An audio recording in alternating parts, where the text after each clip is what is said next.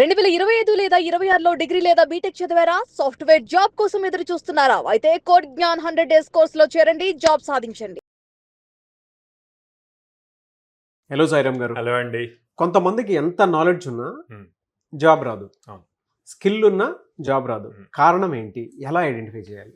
చాలా మందికి సబ్జెక్ట్ అంతా తెలుసు, దాన్ని నాలెడ్జ్ అనుకుంటాం.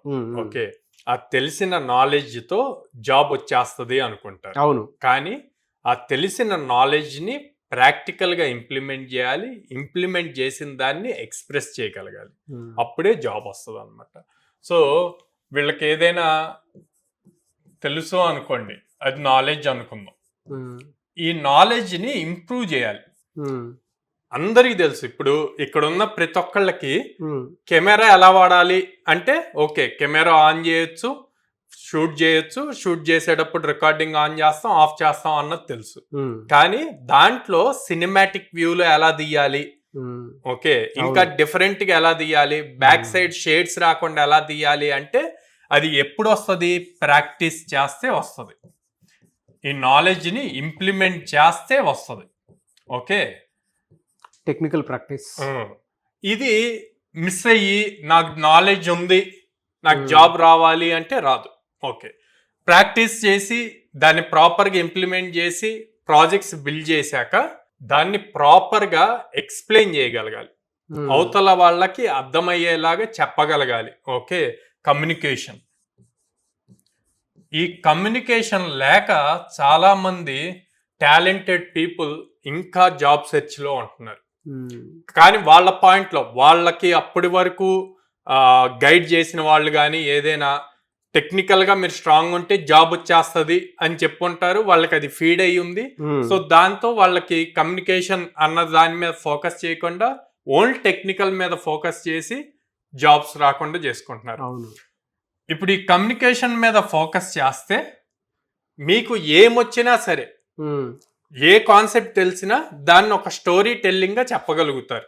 ఓకే, మీనింగ్ఫుల్ గా అవతల వాళ్ళకి అర్థం. చాలా మంది ఏమనుకుంటారు అంటే, నాకు ఇంగ్లీష్ రాదు కాబట్టి నేను జాబ్ క్రాక్ చేసుకోలేకపో. జాబ్ క్రాక్ చేయలేకపోవటానికి కారణం ఇంగ్లీష్ రాకపోవటం కాదు, దాన్ని ప్రాపర్ గా ఎక్స్ప్లెయిన్ చేయలేకపోవటం. నీకు వచ్చిన బట్లర్ ఇంగ్లీష్ అయినా సరే నువ్వు ప్రాపర్గా ట్రై చేస్తే ఖచ్చితంగా నీ దగ్గర ఓకే నేర్చుకునే ఇంట్రెస్ట్ ఉంది, నేర్చుకోవాలన్న తపన ఉంది అన్నది ఇంటర్వ్యూర్ గమనిస్తాడు. గమనించి ఆపర్చునిటీ ఇవ్వటానికి ఛాన్స్. సరే, మనం కమ్యూనికేషన్ గురించి ఇంగ్లీష్ గురించి మాట్లాడుతున్నాము, ఇది పెద్ద టఫ్ టాస్క్ అంటే కాదు. డైలీ 25 మినిట్స్ అండి, 25 మినిట్స్ స్పెండ్ చేస్తే హార్డ్లీ 60 డేస్ స్పెండ్ చేస్తే బెస్ట్ పర్సన్గా అవ్వచ్చు. కమ్యూనికేషన్లో మనకి read, right, speak, listening, okay ఈ స్కిల్స్ చాలా ఇంపార్టెంట్.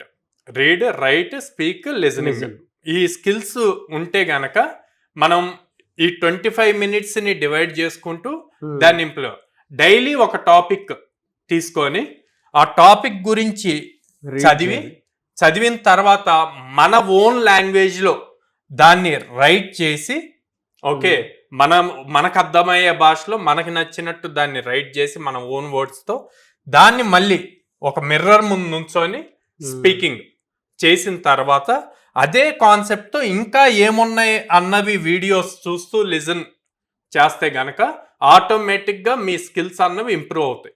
ఇది డైలీ 25 మినిట్స్ చేస్తే చాలు. మనం కోడ్ జ్ఞాన్లో డైలీ 1 అవర్ ఈ ప్రాసెస్ చేపిస్తాం క్లాస్ లో. Very good. సో ఇలా చేయటం వల్లే వాళ్ళు అప్పటి వరకు ఇంజనీరింగ్ కంప్లీట్ అయిపోయే వరకు ఈ స్కిల్స్ లేక ఇబ్బంది పడుతున్న వాళ్ళు కూడా ఆ ఫస్ట్ 45 to 60 డేస్ లోపు ఆ కాన్ఫిడెన్స్ లెవెల్స్ వస్తాయి, ఆ కమ్యూనికేషన్ స్కిల్స్ పెరుగుతాయి, అప్పుడు జాబ్స్ క్రాక్ చేయగలుగుతున్నారు. అందుకే నా రోజు ఎగ్జామ్స్ డైలీ ఎగ్జామ్స్ అన్నవి ఉంటాయి. Okay okay okay okay good good sir. ఎలా సార్ అంటే మిమ్మల్ని అప్రోచ్ అవ్వాలంటే ప్రాసెస్ ఏంటి? సో స్క్రీన్ మీద కనిపిస్తున్న నెంబర్స్ కాల్ చేయొచ్చు, ఆర్ డైరెక్ట్గా బ్రాంచ్కి విజిట్ చేయొచ్చు. విజయవాడ మొగల్రాజపురంలో ఉంది, హైదరాబాద్ JNT మెట్రో స్టేషన్ దగ్గర ఉంది, వైజాగ్ ద్వారకా నగర్ ఫస్ట్ లైన్లో ఉంది. At the same time farming background నుంచి ఎక్కువ మంది స్టూడెంట్స్ వస్తారండి. వాళ్ళకి ఫీజు అన్నది బర్డెన్ అవ్వకుండా ఉండటానికి జీరో డౌన్ పేమెంట్, 0 ఇంట్రెస్ట్తో 6 months, 8 months, 10 months EMI option కూడా ఉందన్నమాట.